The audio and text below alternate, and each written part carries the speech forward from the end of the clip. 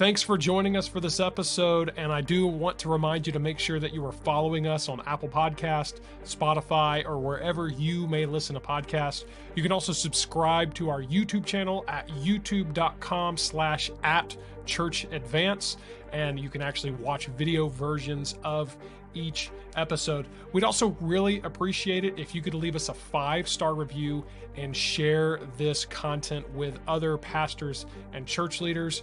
We want to help as many of these folks as we can, and so we'd really appreciate you sharing this episode with your friends. Well, thanks again for joining us as we begin today's episode and continue to advance a reformation of fellowship, partnership, and gospel hope amongst Bible-believing pastors and churches. This is Church Advance with Bryan Sams.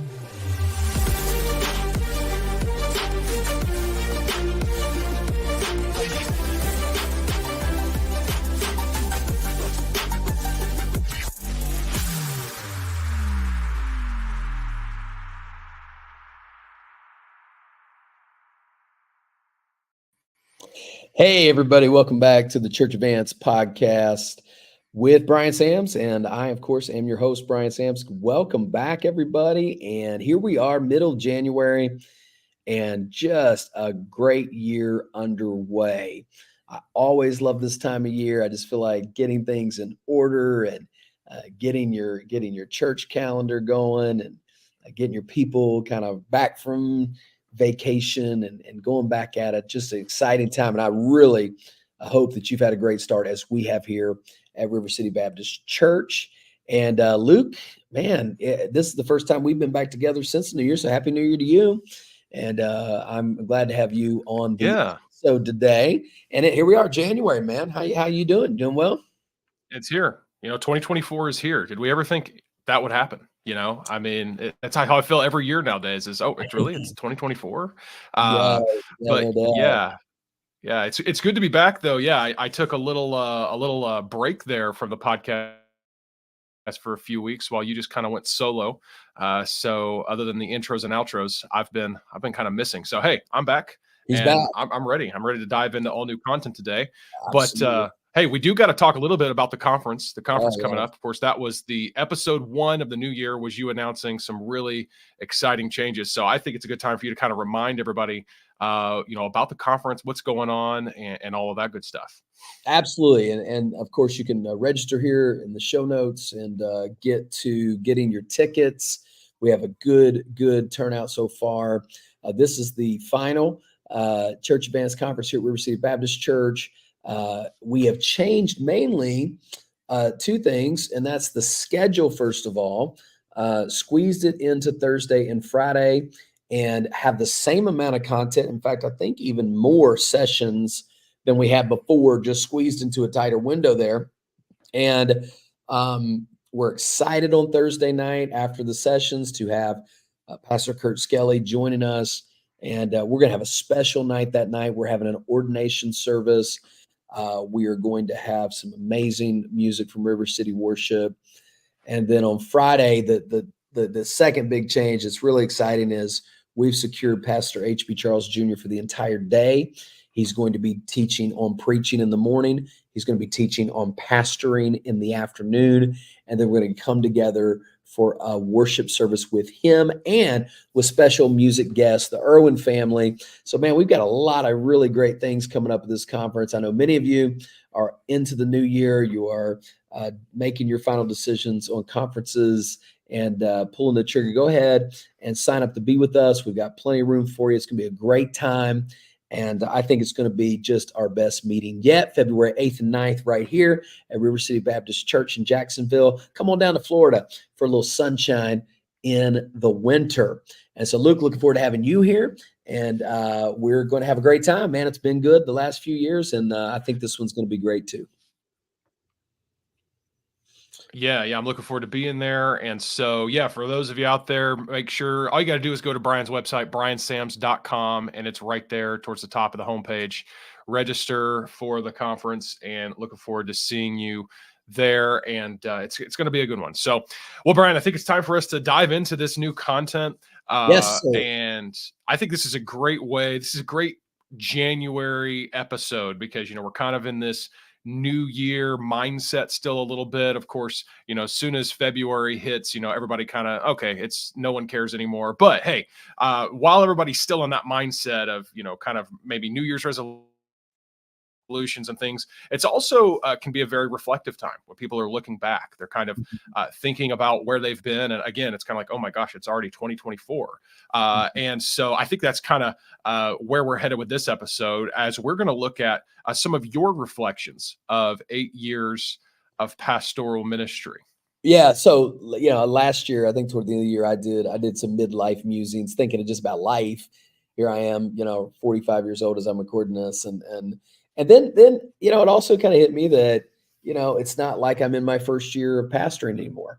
In fact, just yesterday, I had somebody in my office, and I can't remember what they said, but my response was, yeah, it's been amazing what's happened here in 8 years. And he just looked at me and said, I cannot believe that you have been here for 8 years. And I said, I know, man, it's crazy that we are coming up on the end of my 8th year of being the lead pastor at River City Baptist Church. And man, you start talking about being a pastor in the same location for, nearly a decade, and hopefully God will give me, many more years.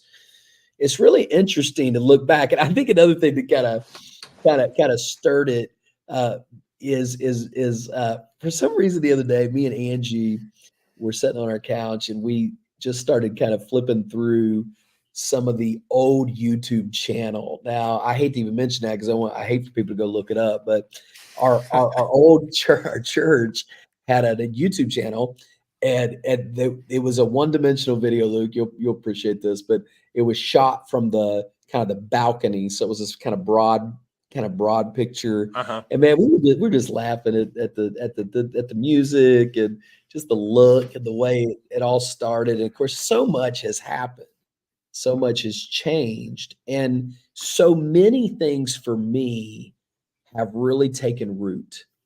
And I look at these 8 years, and I think, man, what has shaped me? What have I learned?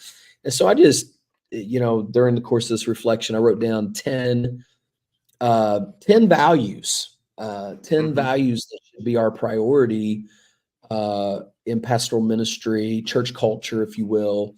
And so here we go. We are going to get into these 10 reflections from 8 years of pastoral ministry in one location. All right, yeah, let's do it. So yeah, per usual, we're going to get through as many of them as we can in this episode. But I have a feeling we're gonna be needing to break this up into maybe multiple episodes. But let's get started. The first value that you have here is that of clear vision. Yeah, and this is really interesting because I wrote this a little bit ago, and yet as we come on to a new year, a lot of churches do like a vision Sunday at the beginning of the year. I did it also my first 2 years, but then I stopped doing it, and I think because the reason I stopped doing it's not because I don't want to share like what's going on and what we're going to do, and all these sort of things. But the real issue was I was afraid that we would lose sight of the clear vision. In other words, yeah, this year our church is about loving your neighbor, and this year our church is about this, and this year, you get these themes. And I think that the vision of the church is really clear, making disciples. And so I think the more you focus on what you're there to do, the clearer everything becomes. And this is why this is important. So our theme, if you will, or I guess you would more call it a slogan for our church is making disciples, being disciples. So we want to ourselves be followers of Jesus, but we also want to bring others along on that journey. That's the clear vision. And the reason that's important, and when I say clear, if that vision for what your church is supposed to be there for should direct, okay, all of your ministry efforts. So I broke those down into 4 categories. When your vision is clear, it will be reflected in 4 areas. It will be reflected in your budget or how you spend your money. It will be reflected in your facilities, how you use your facilities. It'll be reflective in your program, and it'll be reflected in your people.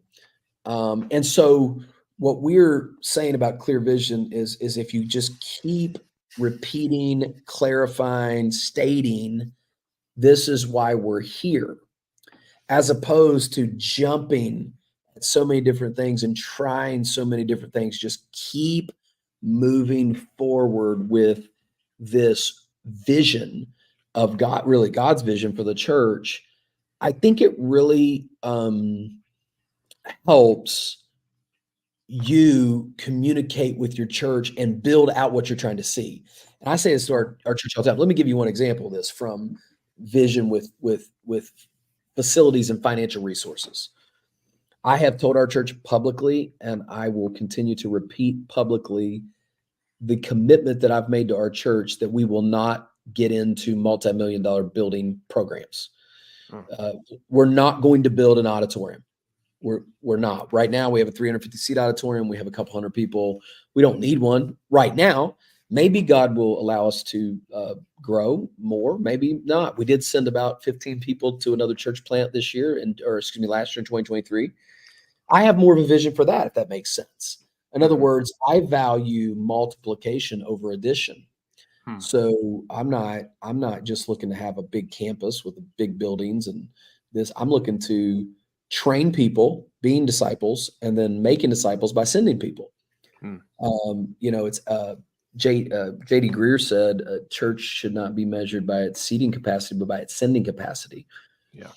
And I think that's the real vision for making disciples and multiplying disciples. And so then we look at so that's just one example. I'm not going to spend money, millions of dollars. And again, churches do it. I'm not criticizing anybody. I'm just saying for us, we've just clarified that we value missions, church planting, making disciples over bigger and modern buildings that would eat up. In other words, if I could send $1 million to see the gospel preached in Africa, I'd rather do that than spend $1 million on an addition to our auditorium. And again, no criticism to people that see it other ways, because there's a lot of people in that mode of building buildings and so on. I just am more in the mode of let's plant churches, and that's really sunk into my heart. We did it in 23. We've got another intern in the queue right now and looking to plant again.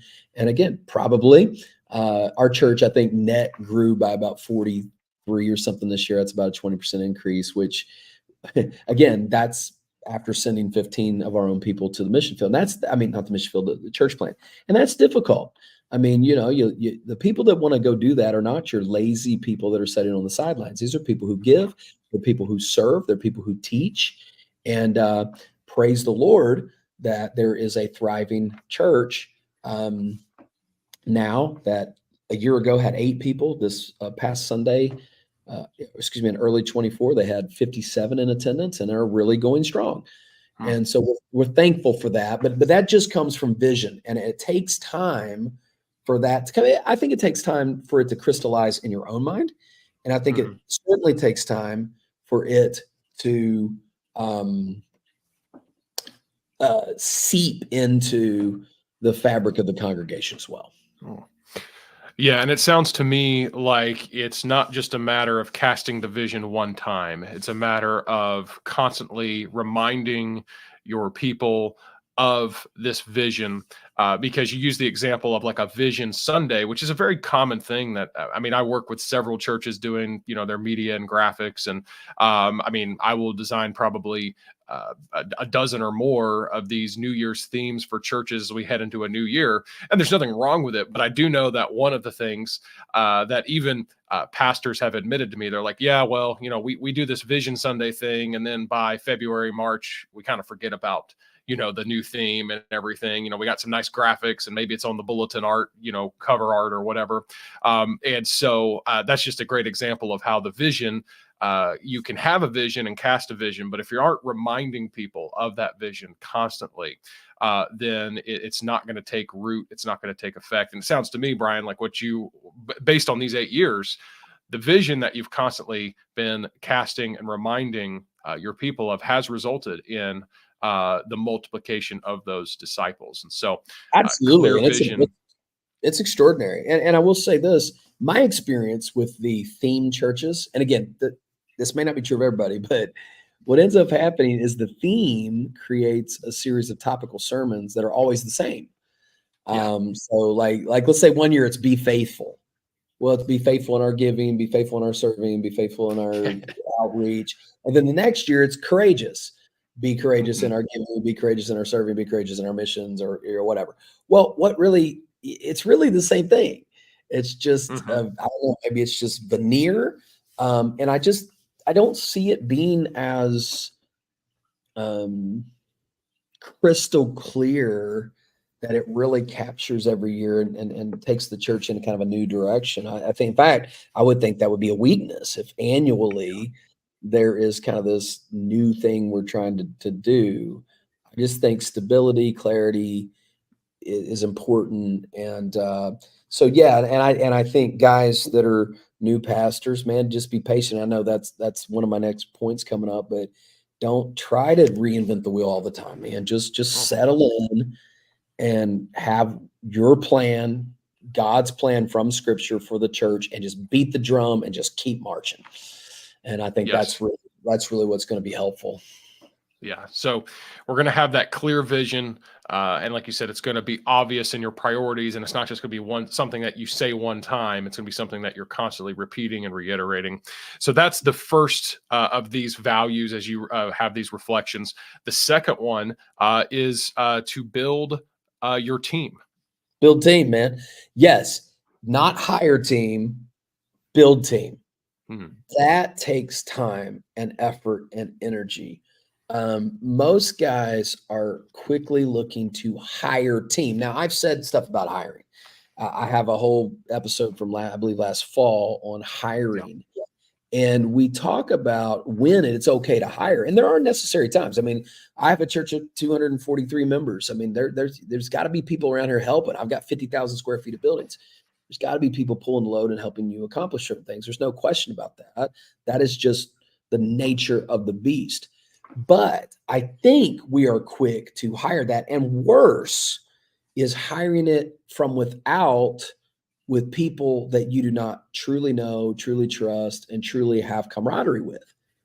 And so a lot of times churches end up in the cycle of assistance, where there's just new people all the time. And I'm thankful for guys like Aaron Chan that were here for, as my assistant for 7 years. And now I have a secretary and children's worker who's been here for several years working with me, of course. And then there's laymen who have developed into pastoral leaders. Like my youth pastor has been with me 4 years. My senior adult pastor has been with me for 8 years. And I could go on and on and on. But everybody outside of that trend, and I'll talk about how I do that in just a moment, a lot of them kind of came and went for various reasons. There's all kinds of reasons it could be. But the truth is you can't build a team that way. And I get questions all the time. I'm out of the college scene, like I'm not, I mean, I still teach, but I'm not really affiliated with like placements and stuff. When I was at West Coast, you could have called me and said, Hey, Bryan, I'm looking for a student pastor. Do you know a guy? And I'd have 15 guys, hey man, this guy's getting ready to graduate. This guy, he just called me. He's great. I don't do that anymore, but I still regularly get emails and text messages from guys that say, hey, do you know of a guy looking to be a youth pastor? And I'm going, man, I really wish you could look around you and say, who is the faithful guy in your church who is always there, loves teenagers, loves to serve the Lord? And I know not everybody has that, but that's what you should be doing first. And that's what I would say.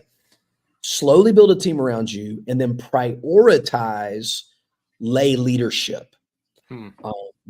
And Dean and Sarah, pastors here in Florida, Tallahassee, Florida, and he made a statement in one of his books, I would not hire somebody who did not already go to church here at this church. I think it's called the City Church. The point was they're already bought in. They already love the church. They're already there. They're coming because they love the church, not because they're working at the church. And I think we all know that for some people, ministry becomes a career rather than a calling. And these, frankly, guys will go to Bible college and that's what they think. I remember guys would take jobs. Several guys, Luke would come to my office and say, "Hey, I've got this job opportunity to work at the church. What do you think?" And I'd look at him and say, "Is that what you want to do? Yeah. Are you supposed to be a third grade science teacher? Mm-hmm. I've got this job opportunity. Well, do you want a job or do you want a ministry?" Yeah. And so I found that there are people in my church that are fully engaged. And the best example I give you is my student pastor, Pastor Andy.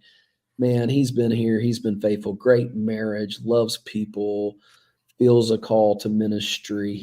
And he's a little older. He just was a natural fit for student ministry. He's doing a great job. And I feel like he was built rather than hired, if that makes sense. Yeah. Yeah. Let me tease out one more statement here about this whole thing, and that is, when you prioritize lay leadership, you will be in a training mode, a development mode, and also you will be able to have people around you that have built-in loyalty and commitment. And I think that goes a long way. And here we have me. I'm paid. I have two ladies that are on staff. I have Luke helping me with graphics and social media. Thanks for the And shout out. absolutely. And you guys should hire him. I mean, for everything that you need. And then, of course, I have an intern, and I'll talk about that in just a minute. But everybody else, children's ministry, youth ministry, our band, our ladies ministry leaders, all those people are lay leaders. They are in the congregation, serving the congregation, and they're doing it as volunteers. And for most of them, that's what they want. For instance, my student pastor, he knows he's at a stage in life where it would be beneficial for him to keep his job and still serve our students. We don't have 150 students. And my question for a youth pastor, with there's only 30 kids, what do you do all day? And here's a guy who's got a great job, great benefits. His family has a good situation. And he, rather than take a $30,000 pay cut to work as an assistant at a church, he can do it and still serve well. And it just works out beautifully. I think there's a lot of good reasons for that, on top of the fact that we are supposed to be building the saints to do the work of the ministry. So I think that's the bottom line. So prioritize lay leadership.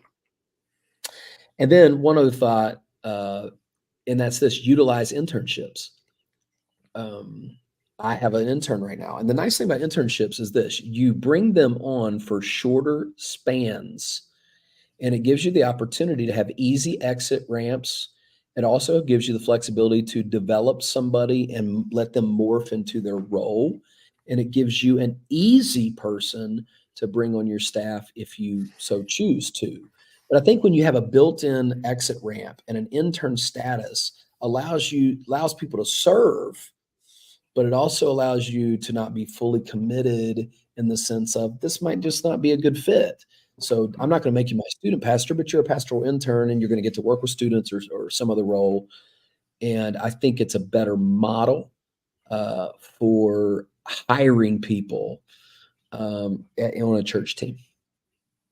Yeah. And, this is really we talked about these episodes. I actually think it was last spring or early summer, where we had the episodes about hiring in particular. And so, you can go back and look those up if you want, more about the hiring side of it. But I like how your emphasis here is about building a team, not hiring a team, because there is this mindset out there that I think it's predominant amongst independent Baptists, but I'm sure it exists in other denominations too. You just go hire the positions that you need. I need a youth pastor. That's always kind of the number one hire that you hear about. People's like, I need a youth and music guy. The combo. And that's and not to say that wouldn't work still. And there may be situations where that's relevant, but I like your emphasis on building the people around you. And how it's, because like you said, talking about that pastor in Tallahassee and how he made that statement, how he wouldn't hire someone who wasn't already at his church, because like you said, there's just organic buy-in there. People are just, they're passionate about their church. Clearly they've been going to church there and involved in the church, so they must love it. I think this is a great point to emphasize is that when you say build a team, you're not saying hire a team. And I think, Bryan, I mean, we've talked about this before. I think there's probably sometime down the road, as we're mapping out content for this year, it might be good to revisit some of these, this idea of hiring and how that looks. And, in terms of what roles can be, like you mentioned, not to continue to harp on how great I might be, because I'm not, but, I mean, I don't live there. I'm in Nashville. You're in Jacksonville, but we found a way where my position and what I do is something I can do remotely. It doesn't require me to be there. And, so really all that to say, there's this outside of the box mentality that I think a lot of churches need to adapt to, that, you don't have to just go hire a paid position for every little thing that you think needs to be done around your church. There's volunteer forces. There's other, means of even outsourcing some of the other, maybe more administrative work or whatever it may be. And so I'm sure there's a lot more there. Well, we are coming up on the end of this episode, but I am going to just go ahead and let us touch on this third reflection here, because I think it's a great transition from the second one. And we may tease this, and then maybe finish it in the next episode. But Bryan, why don't you go ahead and give us kind of a little introduction to this third reflection, which is the idea of valuing people. Yeah, man. I'll just give you this quick statement. We'll sign off here. And that is this: you have two choices in ministry. You will use people to build your church, or you will use your church to build people. It's that simple. And that was not always my mentality because of my background and my training. And I'm thankful that I was able to divorce myself from that way of thinking. Now I think, how can I value? How can I equip? How can I help? What can I do for you? And the more you do that, the better things turn out for you. Yeah. Well, we'll kind of pick it up there in the next episode. And also want to give one last reminder out there: make sure that you do get registered for Church Advance. That is coming up here in just a few weeks by the time we release this episode. So once again, head over to bryansams.com to get registered there. Well, Bryan, I'll let you give the last word, and we'll sign off for this episode. Yeah, man. Hey guys, sure. Thank you for tuning in. Thank you for all the great feedback, and just keep sharing it. If you think it's helpful, we'd love to connect with you. And y'all got my information. If I can help you in any other way, please reach out. God bless you. Have a great day. We'll see you next time. Thanks again for joining us for this episode, and we really would appreciate it if you could leave us that 5-star review, and then of course share this content with your friends. We want to help as many pastors and church leaders as we can, and be sure to, of course, follow us on Apple Podcasts, Spotify, and wherever you may listen to podcasts. And go ahead and subscribe to the Church Advance YouTube channel at youtube.com/@churchadvance. This podcast is hosted by Bryan Sams.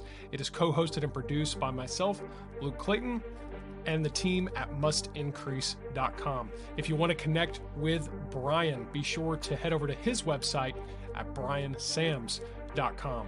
Well, we really look forward to seeing you again in the next episode as we continue to advance a reformation of fellowship, partnership, and gospel hope amongst Bible-believing pastors and churches right here on Church Advance with Bryan Sams.